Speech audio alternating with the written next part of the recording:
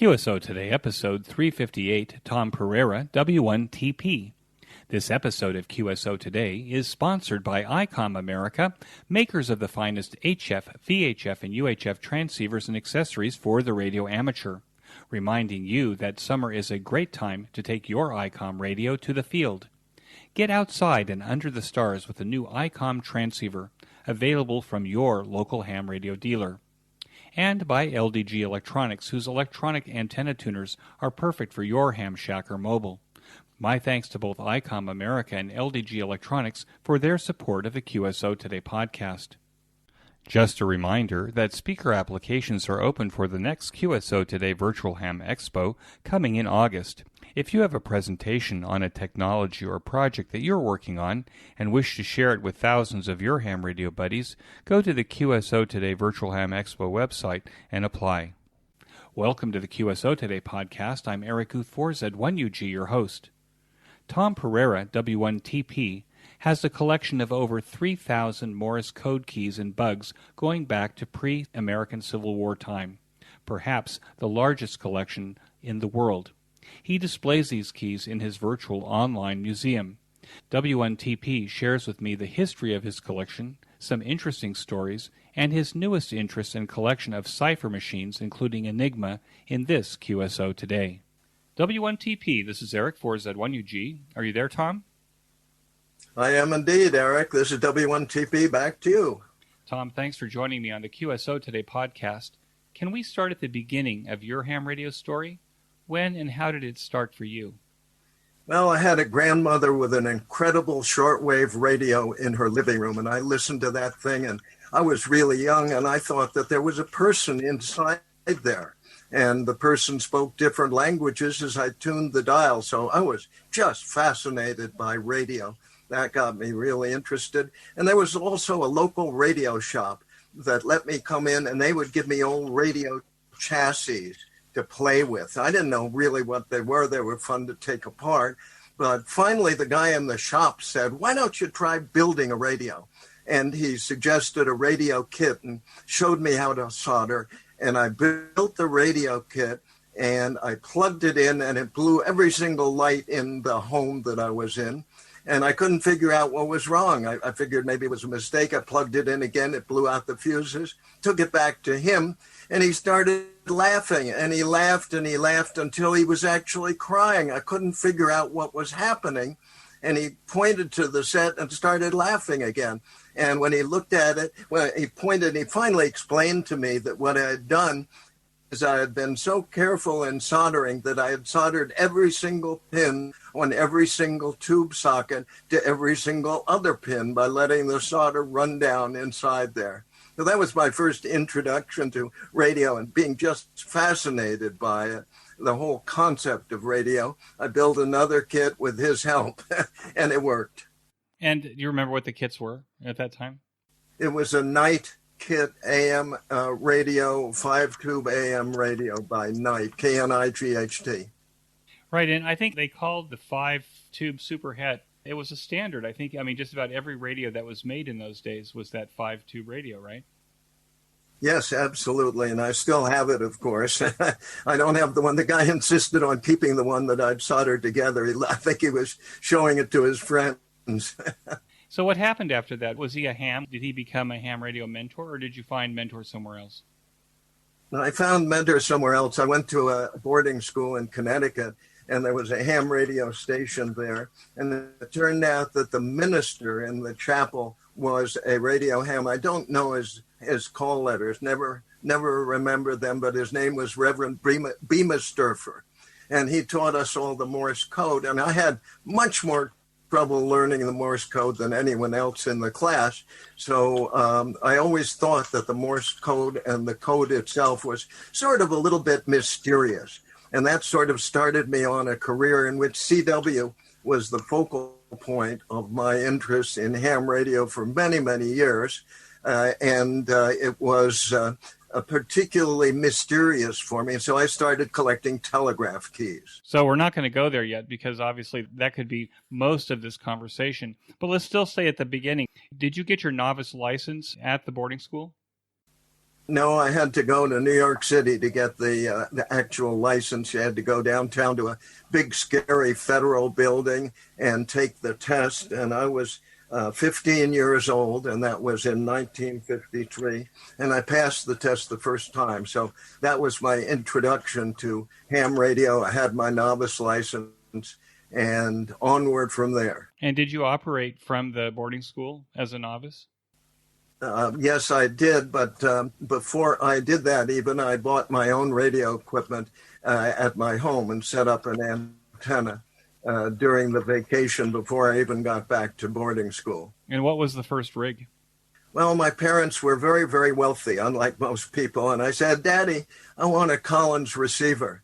And he said, okay, kid, go buy one. I went downtown in New York City and bought a beautiful Collins 75A2 receiver. And then I decided I wanted a transmitter. I said, Daddy, I want a Collins transmitter. And he said, okay, kid, go on downtown and buy a Collins transmitter. And I went to the salesman and I said, I want to buy a Collins 32V2 transmitter. And he said, sorry, kid, I can't sell that to you. He said, no ham radio operator should ever have a already constructed transmitter as their first transmitter. I want you to build your own transmitter, the 6L6 crystal controlled transmitter, before I will sell you a Collins transmitter. And that was the best thing that man ever could have done for me. It started my career, it started my interest, started my ability to build things, which I love to do to this day. One of the listeners has asked me to ask every time now, and I'm going to, and that is, what was the first antenna that you connected to that 75A2 and that 6L6 transmitter? Well, I lived in a tall building in New York City, and it was too tall to actually run an antenna line all the way up to the roof. So I dropped a wire from the roof down to my window and loaded up that wire. So I had a vertical, very, very thin wire. It was number 40 wire, which is about the size of a human hair. And that thing loaded up just beautifully, and it worked out nicely, but it was sort of an unorthodox antenna. Did you use the tank circuit in that 6L6 to load up that antenna, or did you have some kind of antenna tuner? Initially, I used the tank circuit, and then I built a little antenna tuner with a coil and a condenser. Now, I think in those days, the novice license was good for a year. Yeah. How did you upgrade? Well, it was very tough. I had to learn 13 words a minute to upgrade. And again, it was the mystique of CW. I simply spent a lot of time practicing and finally went down, took the test, and upgraded. And that was a big step forward for me. And was that a general class license that you upgraded to? That's right, a general class license. And that let me transmit on virtually all of the hand bands with a few very minor restrictions which were set aside for the extra class license. And what was your first call sign? My first call sign was KN2DCY, the N standing for novice.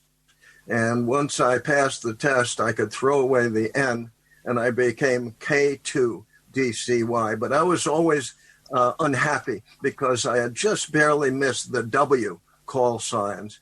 And finally, when it became possible to get a W call sign, I applied for it and became W1TP. Although it seems to me that, at least when I came maybe 12, 15 years after you, those K call signs were kind of a sign of maturity and knowledge, I think, in those days. Yes, I agree. So you would have been an old timer by the time I got my license. Yes, I think so. The K calls were fine, but I just had the idea that I really wanted to be a W.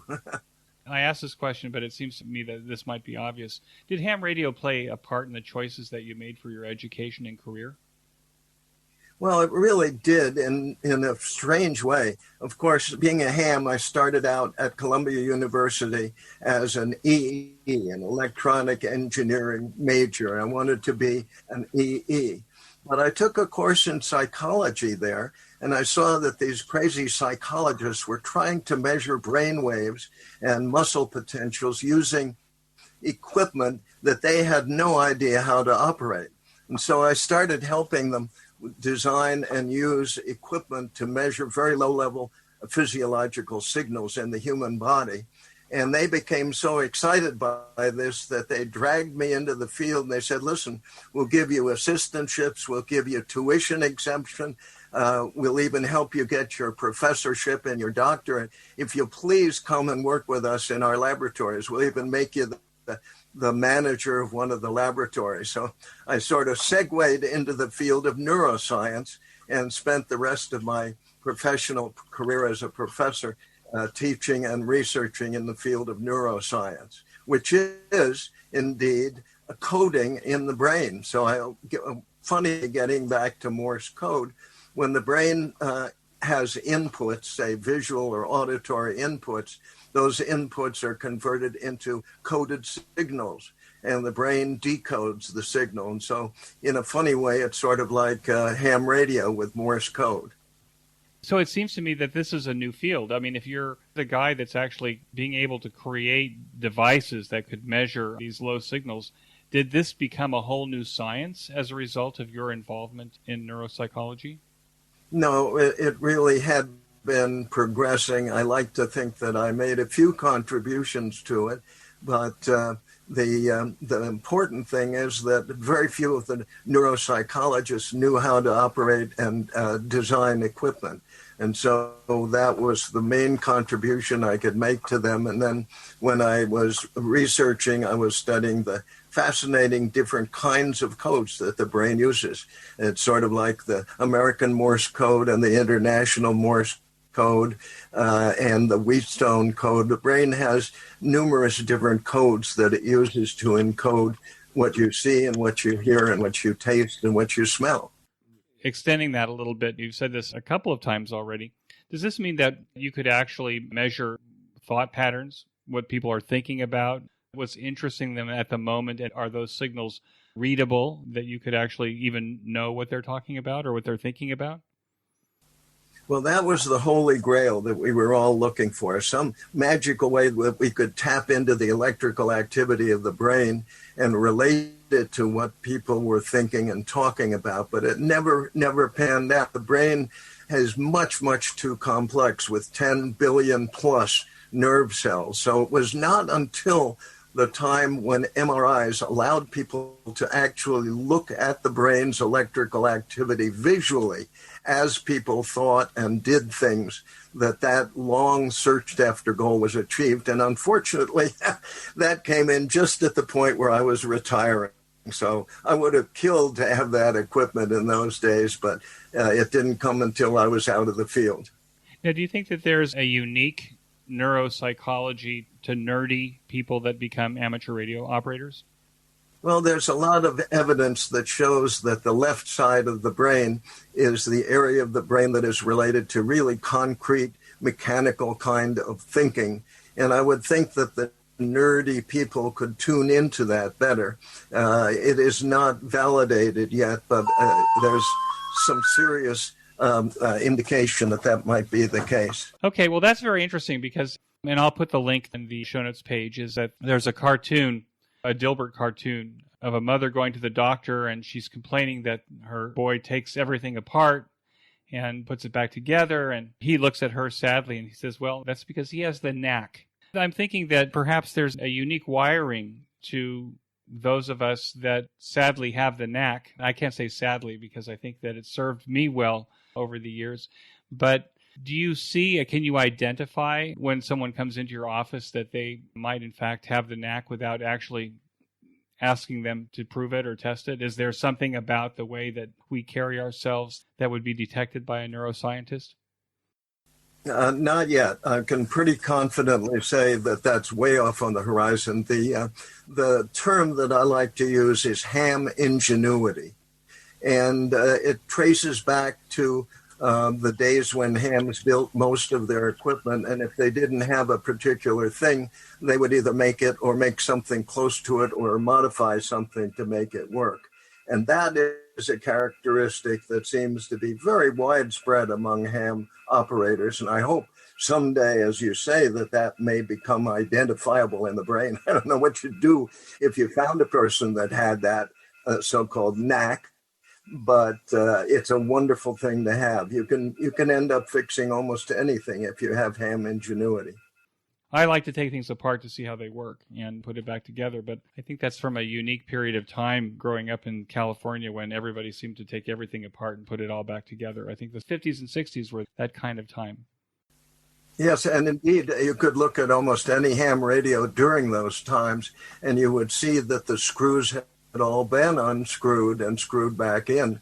I don't think I ever got a radio or anything else that I didn't take apart and look inside and see if I could make it a little better. In addition to fixing it, there's always this urge to modify it. What could I do to make it work a little bit better? And why not do it? And you end up doing it. So you end up with a machine shop to drill the holes to make the modification and a huge pile of spare parts in case you want to modify something. And I bet you that most hams who build anything of their own have this tremendous pile of parts to work with.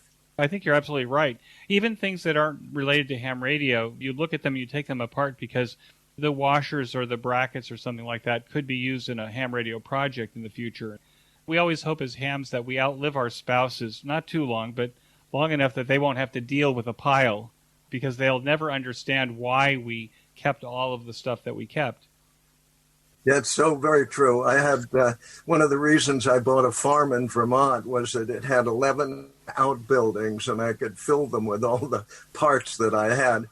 My wife of 61 years tells me, if you die and leave me with all this junk, I'll never speak to you again. And now this message from Icom America. You may know that Icom America has been supplying radios to North American market for almost 50 years. You may not know that Icom makes communication solutions for aviation, land mobile, and marine as well. As hurricane season kicks off in June and wildfire season is upon the West, Icom has advanced emergency communication systems for emergency organizations, including your ARES, that would survive the loss of commercial infrastructures that serve these areas. In addition to Icom's line of amateur radio products, including D-Star digital, HF, and analog radios, Icom now has their new IC Sat100 portable push-to-talk satellite communicators and the IP501H and M LTE radios to offer very wide area communications for those state and region-wide emergencies. Icom's IC Sat100 is the perfect handheld satellite radio for use outside of cellular or push-to-talk network range. By operating on Iridium's constellation of satellites, the IC Sat100 can quickly and easily connect with other push-to-talk devices from virtually anywhere. Mobile versions are also available. The IC Sat100 includes an emergency call button, the AquaQuake feature, which is an IP67 waterproof rating, and a vibrating function that keeps water out of the speaker. It has AES 256-bit encryption and a voice recording function. The IP501H and the IP501M radios provide instant wide area coverage over LTE. By using an LTE network, you bypass the need for pre-existing push-to-talk infrastructure, allowing nationwide coverage without the added cost of building and maintaining your own repeater network. A mobile version is available. These radios include priority interrupt calling, individual, group, talk group, multiplex, talk group, and all calls, emergency button, lone worker feature, and man-down functions, vibration alert notifications. Connect to all of these devices and more, even systems operating on different protocols, with the VE-PG4 ROIP or Radio over Internet Protocol Gateway. From land mobile and LTE radios to IP communication terminals and IP phone systems, they all work together to form one seamless and uninterrupted network, ensuring your emergency comms are received and forwarded.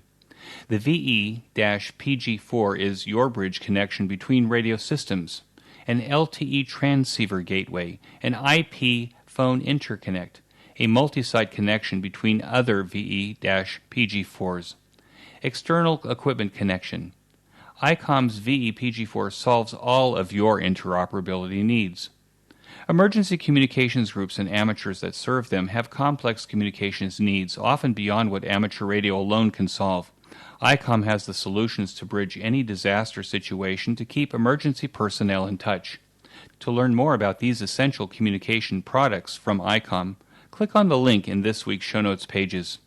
And now back to our QSO Today. What is your favorite operating mode? Because when I looked at your QRZ page, it said that you operate all modes. Do you operate all modes?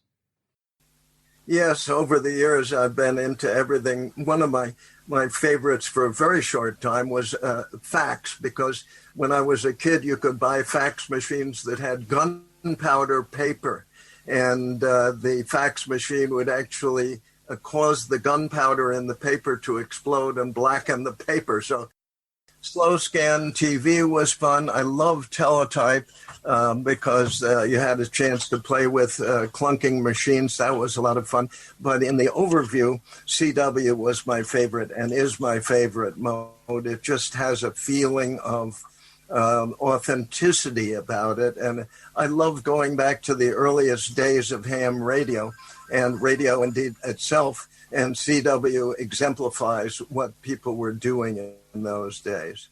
The reason that we're talking is because I interviewed Ted Holland 2 episodes ago. And Ted said, you have to talk to Tom Perera because he has the keys. And it appears to me from your website, which I'll put in the show notes, that you have thousands of keys in your virtual museum. How did you become interested in the keys themselves? And how far back do keys go? Okay, I was, as I told you, really considered the Morse code to be kind of mystical because I had so much trouble learning it. And I was interested in keys in terms of how efficiently they would let a person send the Morse code. And so I started collecting keys shortly after I got my ham radio license. And as you said, I ended up with about 3,000 telegraph keys. And I would actually take these keys to the Dayton Ham Fest and to other ham fests and show them off to people, buy them and sell them. Some keys were selling for as much as $20,000. So there was a little financial incentive in there also. And people love to look at old keys. And for that reason, I became quite fascinated by the keys themselves. Telegraph keys trace back to the days of Wheatstone in England and Samuel Morse. Morse used the first telegraph key to actually send commercial messages in 1844. And so the keys that trace back in the 1840s to 1870s time slot are very rare and very beautiful. They focused on aesthetic beauty rather than performance because there was a huge market for keys at those times, and people wanted to capitalize on that market by making keys that people would buy. Now, I seem to think in looking at your website that keys can even go even further back than the 1840s. Is that possible? Did they go back to the early part of the 1800s? No, the first keys were really used by Wheatstone and by Joseph Henry 5 or 10 years before Morse. So I would say that the furthest back you can push it is 1834. Before that, there were keys of a sort, but they were not sending Morse code messages. If you remember Franklin with his key hanging from a metal wire from a kite that he was flying in a thunderstorm. But that had nothing to do with our final evolution of the Morse code and electromagnetic communication. Static electricity and lightning were a different category. Tom, I somehow remember a picture of Lincoln in a tent with a telegraph operator. Is that an accurate depiction of what may have happened during the Civil War? Yes, indeed. The Civil War was a time when the telegraph really came into extreme importance. President Lincoln spent a great deal of time in the telegraph office during the war, receiving telegraph messages from his generals. And yet, if you look at typical books on the Civil War, you'll find that most of them don't even mention the telegraph. A particularly interesting artifact of the Civil War telegraph is the Civil War telegraph spy set. This is a tiny little pocketable telegraph set in which you have a sounder and a key in a package about 4 inches long that would easily fit in your pocket.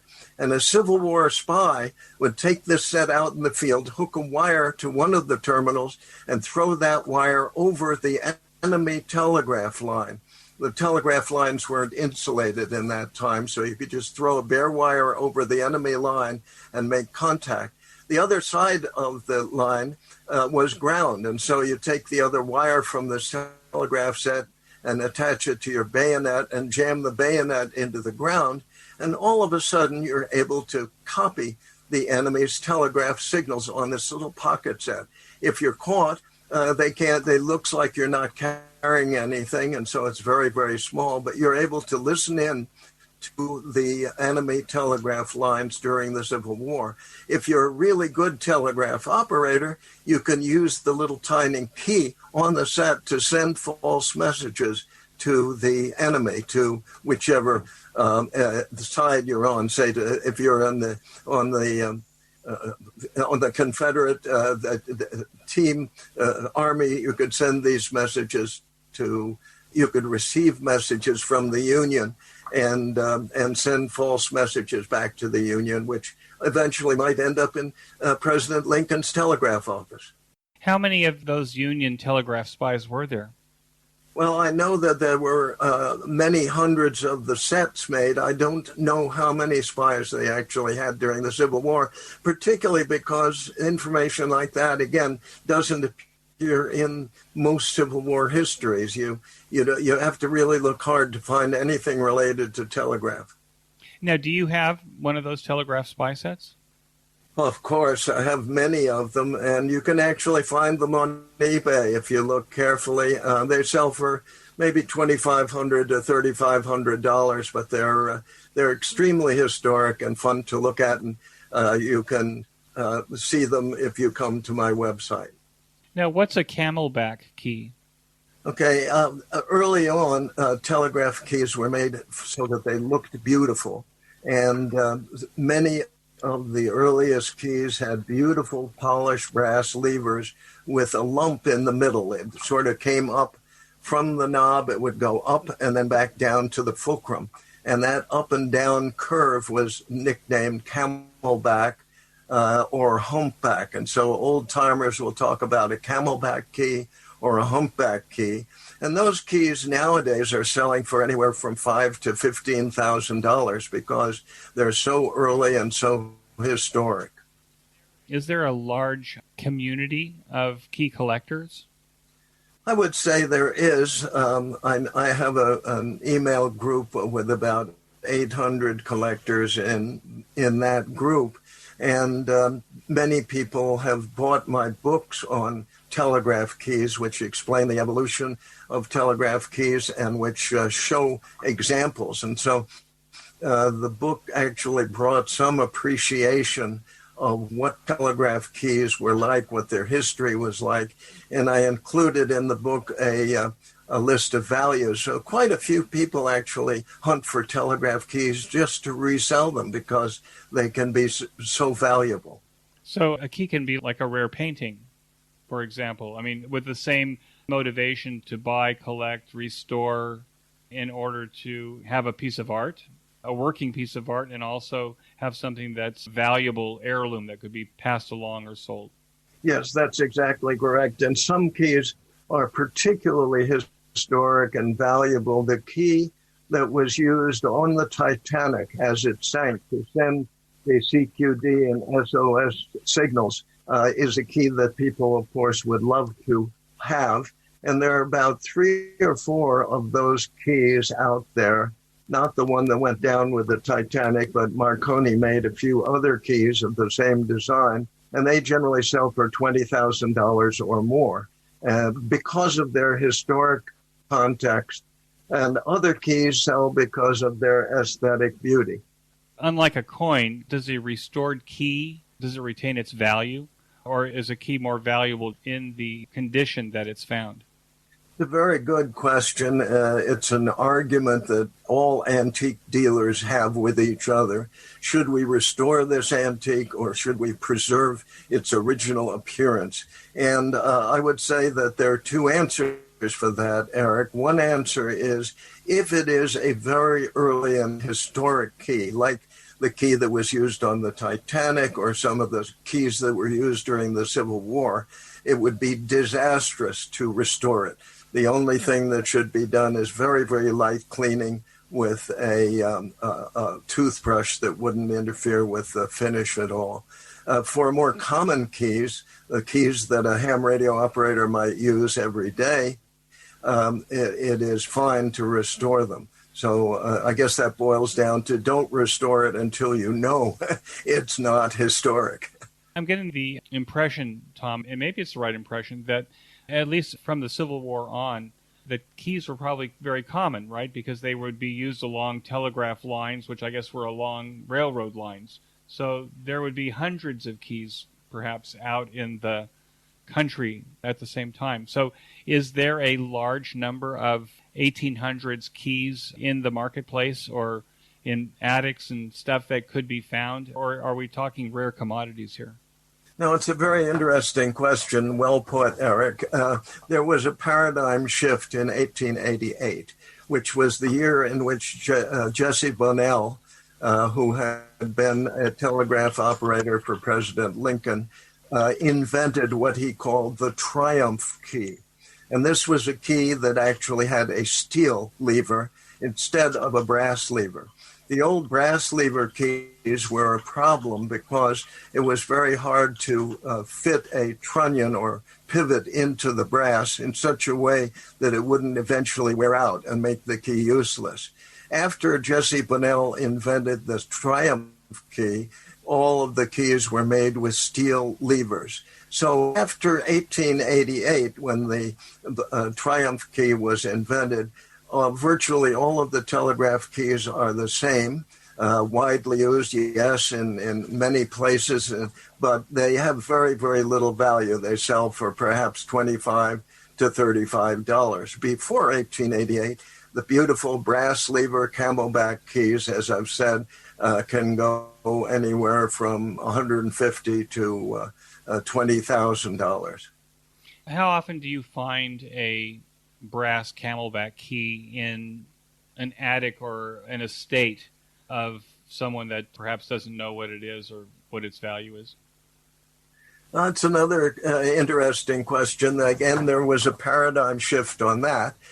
Before the death of the greatest key collector to ever live, Vince Thompson, K5 BT, Victor Tango, there were very few of these keys out there, and you had to be extremely, extremely lucky to find a camelback key at a hamfest, and these were before the days of eBay. When Vince Thompson was active, he would go to hamfest and he would buy every single telegraph key in the entire hamfest, whether it was rare or not. And so he ended up with over 10,000 telegraph keys. And unfortunately, he died maybe about 10 years ago, so that would make it maybe in 2005, something like that, 2010. And his estate put 10,000 telegraph keys on eBay. And so all of a sudden, the keys that you thought you would never see in your entire lifetime, there were 10 of them on eBay. Keys, beautiful camelback keys. And of course, when you see 10 camelback keys, you're not going to pay as much for them. So the value of keys went right through the basement when this happened. So it was a really major turning point node in key collecting. Now, little by little, the values of keys has crept up again because all of Vince's keys have been sold and are in collections. And again, it is becoming very hard to find the early keys, although eBay itself is a source of wonderful keys and makes it a lot easier to find early keys if you can pay for them. Let me take a quick break to tell you about my favorite amateur radio audio podcast, and that's the Ham Radio Workbench podcast with George, KJ6VU, Jeremy, KF7IJZ, and it now includes Michael Walker, VA3MW, where they pursue topics, technology, and projects on their ham radio workbenches every 2 weeks. The group documents their projects and makes circuit boards available to their listeners. They have interesting guests and go in deep. Jeremy may complain about the overall length of the podcast, but friends, let me tell you that I could listen to it all day, and that's good. Even if you are a seasoned ham radio builder or just getting started, be sure to join George, Jeremy, and Mike now for the Ham Radio Workbench podcast on every podcast player. Use the link on this week's show notes page by clicking on the image. A new way to show your support of the QSO Today podcast is to buy me a coffee. I consume gallons of coffee to create this weekly podcast. Invite me for coffee by pushing the yellow button, Buy Me a Coffee, on the QSO Today show notes page. And now back to our QSO Today. Do you collect the sounders as well? In terms of, the telegraph had two pieces. It had the key for sending, but then you had the receiver, which was like a clapper or a sounder, I guess. Yeah, that's right. Sounders are somewhat collectible, but it is the telegraph keys, the things that were right in front of people that they were working with. It is of most interest to collectors like me. Sounders, even the earliest sounders, don't bring more than about $500, the very, very early Civil War sounders, whereas telegraph keys, as I've said, can go up to $20,000. That's an indication, I think, of the appeal that these items have for collectors. Now, do you use any of the keys that are in your collection? Oh, yes. I love to put some of the early keys on the air. There is one night called Straight Key Night where people put their favorite telegraph key on the air. And I love to put different keys on the air on Straight Key Night. So it's a lot of fun. Now, do you have a Straight Key Night web page so you can actually show people the keys that you're using on Straight Key Night so that if they go to your page, they can actually see what you're using that night? It's a great idea. I'll have to implement that. Thank you, Eric. I do not, but I think it'd be wonderful. And indeed, all of the people, there are thousands of people that get on Straight Key Night. It's a good idea for all of them if they put a little website where they could be seen doing this. Just to follow up on that, I do have a group of collectors that meet on Zoom and show off their telegraph keys to each other, but it is not on Straight Key Night. It's just we do that every month. Now, you're using a straight key. A straight key, it seems to me, has a limited speed. How fast can you send on with a straight key? Oh, I'm quite old at 82, so I'm restricted down to about 20 words per minute. But people can send extremely fast. There is a wonderful group called the HST, High Speed Telegraph Club, and they have contests. And you can get on their website and really enjoy seeing some extraordinary rapid CW sending. Historically, the fastest person, the person who copied code the very fastest, made telegraph keys, and his name was McElroy. He made a very fine semi-automatic key, McElroy Bug, and he was clocked at 75 words per minute copy. And the word is he had to have a shot of whiskey before he could copy that fast. In terms of sending, can you send that fast with a straight key without getting a glass arm? No, I really don't think you can send that fast. I don't, unfortunately, know what the record is for sending. All of the code copying that was done at high speed and that is done for on the High Speed Telegraph Club is machine sent code. What key are you looking for right now? One of the most sought after telegraph keys is the vertical Vibroplex. Vibroplex made a great many keys, hundreds of thousands of telegraph keys over the years, but a few of them are particularly beautiful and particularly sought after by people. And they are in the $10,000 to $20,000 range. And one of these is a Vibroplex that stands vertically instead of horizontally. It is called the Line Chief's key because it was often used by line chiefs in telegraph offices that had very limited desk space. And vertical Vibroplex took up much less desk space than a horizontal Vibroplex. So I would say that is among the most sought after of telegraph keys. I have one, and I'm always looking for different examples, different examples of them. That they differ in very small ways. I saw some pictures on your website, Tom, where it looked like pieces of these Vibroplex keys were found, and somebody had gone to a great trouble to actually remanufacture the missing pieces in order to restore these keys. Do those keys have more value as a bugs than they would have just being found incomplete? Well, it's hard to say. Most collectors would really want an original as-found early Vibroplex. Any Vibroplex that has a serial number earlier than 100 is considered very collectible, and collectors would be very happy to have one, even if it was missing parts. The amazing thing about the Vibroplex company is that they have managed to stay in business all this time, and that they are still willing to not only supply parts for older Vibroplexes, but you can actually send your Vibroplex, no matter how old it is, into the company, and they will refurbish it for you. So with the exception of the before 100 serial number keys, you can have the company bring it back to really fine condition. Now, do you have a machine shop, or do you actually manufacture parts for your keys? Yes, I have a machine shop. For the most part, parts for Vibroplex keys and most keys are accessible through the company from Vibroplex. I'm not a good machinist, but I have advice for people, and that is, if you have a part that you need, don't try and make it yourself. Try to find a really good gunsmith.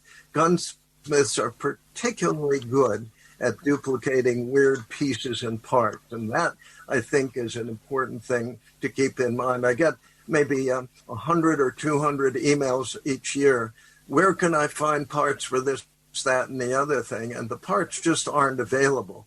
So you have to make them. And a gunsmith seems to be the most capable person in terms of making really fine matching parts.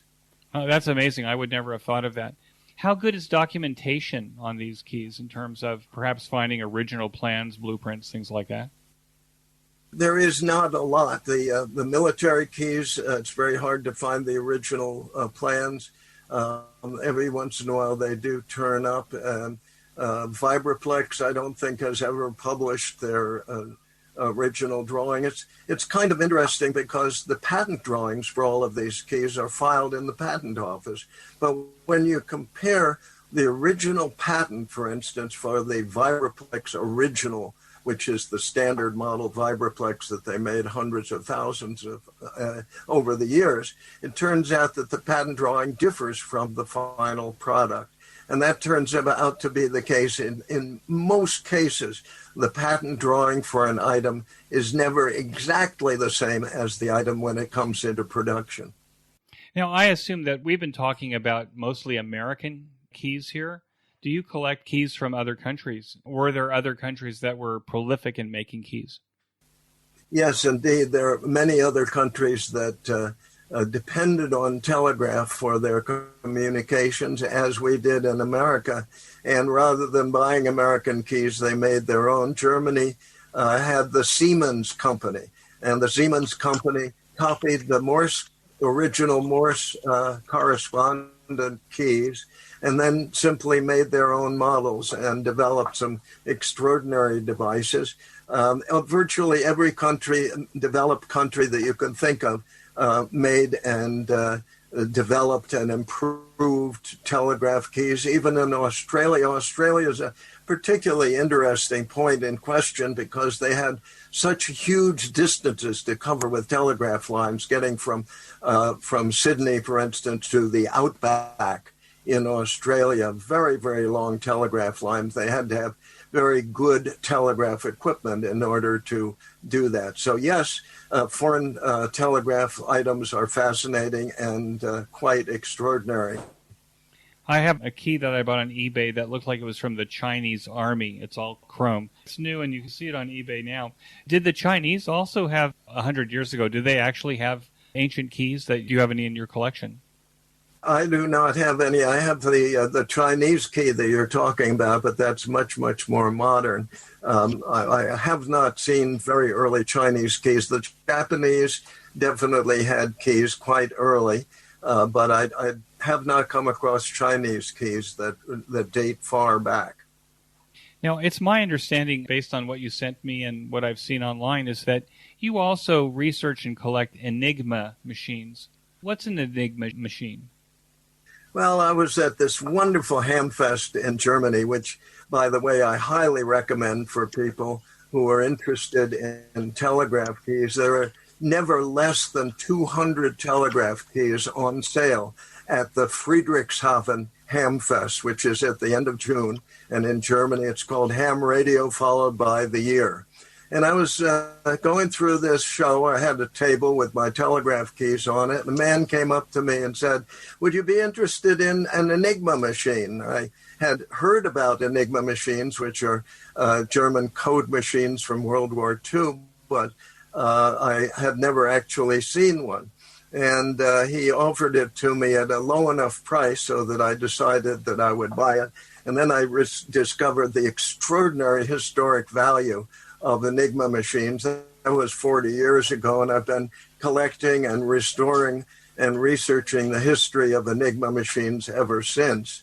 And they are absolutely fascinating. The German military used the Enigma to encode and decode all of their military messages throughout and even before World War II. So it has great historic significance. And with the help of some Polish mathematicians who were the first people to break the Enigma code, the British under Alan Turing took the Polish information and were able to break the code, the Enigma codes, all through World War II. So it's a fascinating machine. And I think if we saw the movie about Alan Turing, the British did not disclose that they'd broken the code, and so they were able to follow the German communications. Do we have enough time to ask, how does it work? Does it look like a typewriter? How did it work? How did one use the Enigma machine? It's really very simple, Eric. It is like a typewriter, but it's also like a flashlight. It's ridiculously simple. If you press down a key, the electricity goes through a bunch of wires and lights up a light bulb. So if you press down the T key on the keyboard, it has internal wiring, and it might light up the light bulb that has the letter P associated with it. And so all it really is like a flashlight. Press a letter button on the keyboard, and a letter lights up. The tricky thing is, the next time you press a letter on the keyboard, the machine changes its internal wiring. And if you press the same letter T again, a different letter will light up. And this is determined by a number of internal settings. There are 10 to the 113th power different possible settings of the Enigma. So it's impossible to guess the wiring of the machine and how it's set up. And that was where the security of the Enigma came from.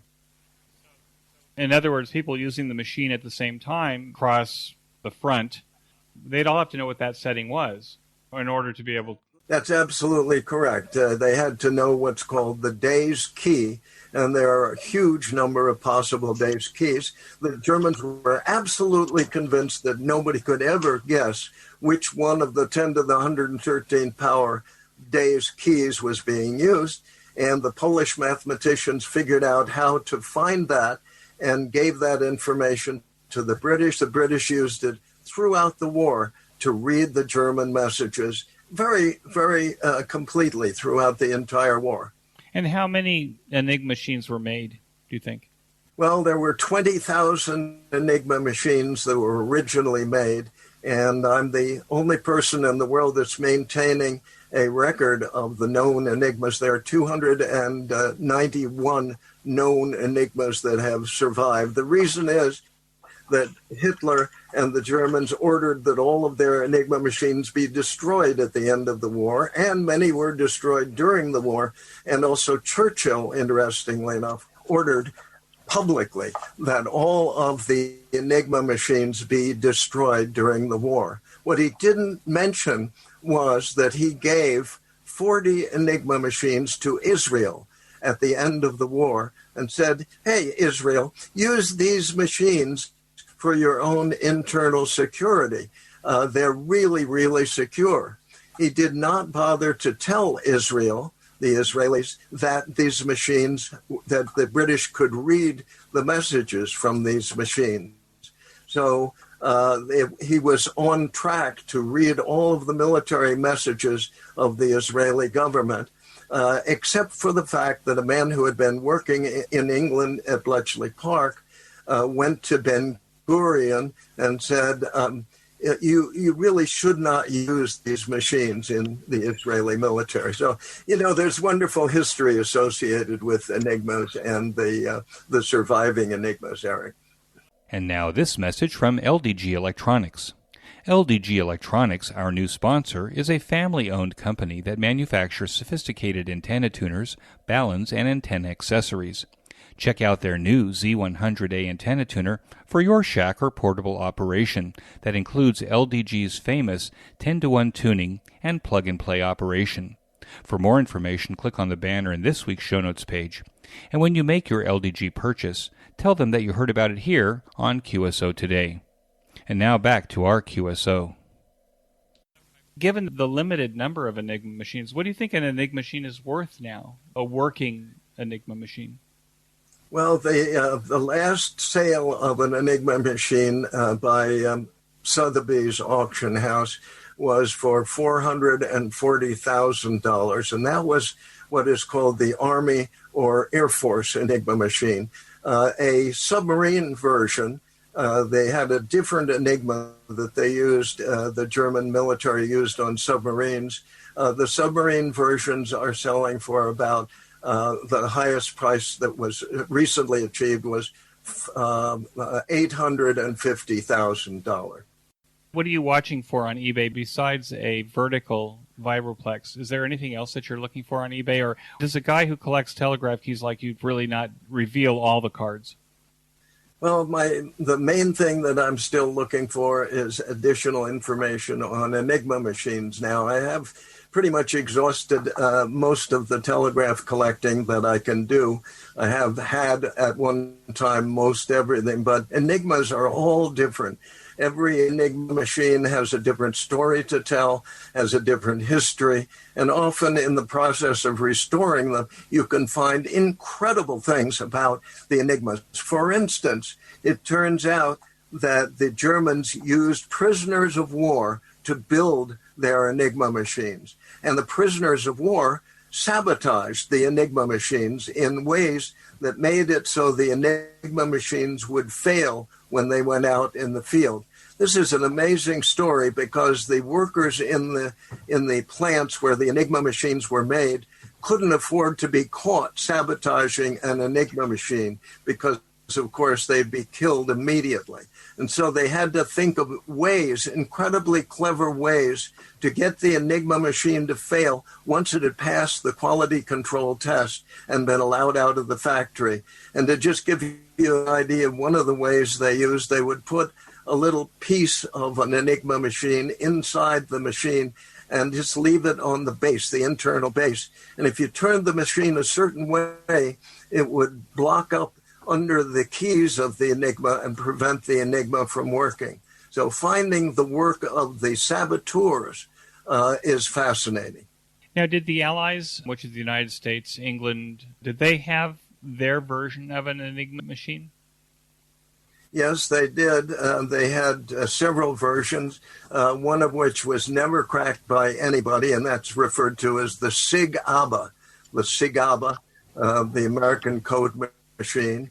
But they also used in the field a machine called the M209, which is a small, easily carried cipher machine that was used all through World War II in the South Pacific and in Germany very widely used, and it was used well after the war.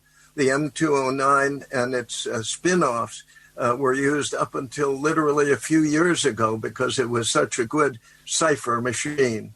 However, it turns out that the American intelligence organizations arranged to have a back door in these machines where they could read the secret messages that were being used and sent and received by these machines. And that only came out very, very recently under the topic of Operation Rubicon, like crossing the Rubicon. They were reading the messages from these machines.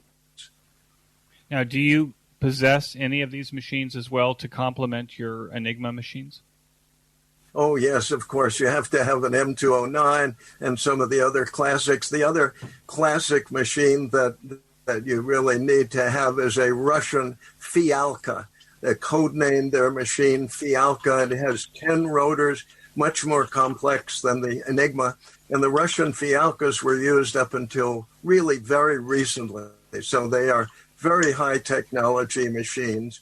And they somehow found their way out onto the surplus market, whereas the American equivalent of the Fialka, which is called the KL7, is still shrouded in very effective secrecy.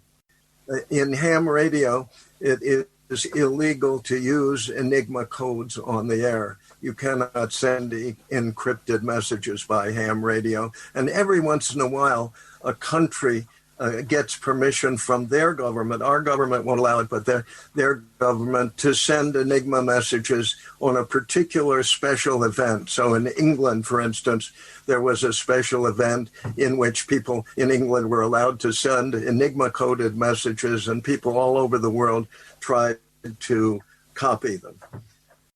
What do you think is the greatest challenge facing amateur radio now?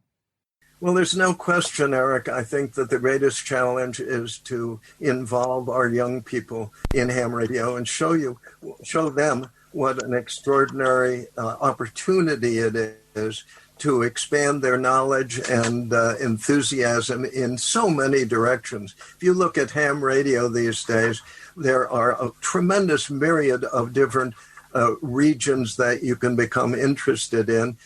Everything from computerized transmission and reception, encrypted using digital modes to straight CW. So I think the important thing is the young people need to be brought in.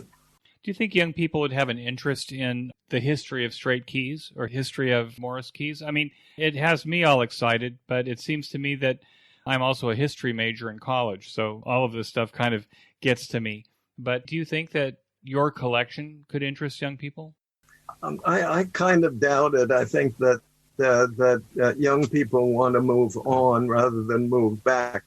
Indeed, I actually hated history as a subject when I was a student. It was only when I became older and realized the tremendous value of history that I became interested in it. I think the focus needs to be with young people to show them how they can individually participate in the development of new technology and use old technology to get there. I've had for many, many years, I've had on my website a very, very simple telegraph set that could be built by anybody. All you need to build it is 2 batteries, a piece of wood, a couple of nails, and some wire for the whole telegraph set, a couple of pieces of tin also. And over 10,000 people have built this in the last 30 years or so. Some of them use it for science projects. Some of them use it to communicate with neighbors who are interested. So that's one of the ways to reach kids, is to reach out and give them a kit to build and let them become involved in the technology by building a kit and re-experiencing the happy feeling of being able to communicate with other people in a new mode, not just picking up a cell phone, but actually stringing a wire over to their house and having something go click. Yeah, that excited me as a kid. What advice would you give to new or returning hams to the hobby? I would just say to follow your interests and look at the incredible opportunities that ham radio offers for your particular interest. Almost regardless of what a kid's interests are, you can find a niche or a corner or a major area in ham radio that will enhance that and allow a child or a growing person to re-experience the discovery, the thrill of excitement of discovering things. Well, Tom, I want to thank you so much for joining me on the QSO Today podcast. This was really informative, and I just love going back there and even thinking, without seeing the pictures, even thinking of what these keys might look like. And so I'm going to put in the show notes page your website so that people can actually look at the beautiful pictures of these keys in your virtual museum. And with that, Tom, I want to thank you so much and wish you 73. Very good. Thank you, Eric. I wish you a lot of luck with your project. It's a wonderful thing you're doing for ham radio. That concludes this episode of QSO Today. I hope that you enjoyed this QSO with Tom. Please be sure to check out the show notes that include links and information about the topics that we discussed. Go to www.qsotoday.com and put in W1TP in the search box at the top of the page. Be sure to click on the Expo menu item at the top of the page for updates on the upcoming QSO Today Virtual Ham Expo coming in August. Tickets are on sale now, as well as a list of the presenters. My thanks to Icom America for its support of the QSO Today podcast. Please show your support of Icom America by clicking on their banner in the show notes pages. You may notice that some of the episodes are transcribed into written text. If you'd like to sponsor this or any other episode into written text, please contact me. Support the QSO Today podcast by first joining the QSO Today email list by pressing the subscribe buttons on the show notes pages. I will not spam you or share your email address with anyone. Become a listener sponsor monthly or annually by clicking on the sponsor buttons on the show notes pages, or use my Amazon link before shopping at Amazon. Amazon gives me a small commission on your purchases while at the same time protecting your privacy. I'm grateful for any way that you show appreciation and support. It makes a big difference as I head towards episode 400. QSO Today is now available in the iHeart, Radio, Spotify, YouTube, and a bunch of other online audio services, including the iTunes Store. Look on the right side of the show notes pages for a listing of these services. You can use the Amazon Echo and say, Alicia, play the QSO Today podcast from TuneIn. My thanks to Ben Bresky, who edits every single show and allows both this host and my guest to sound brilliant. Thanks, Ben. Until next time, this is Eric, 4Z1UG, 73. The QSO Today podcast is a product of KEG Media Inc., who is solely responsible for its content.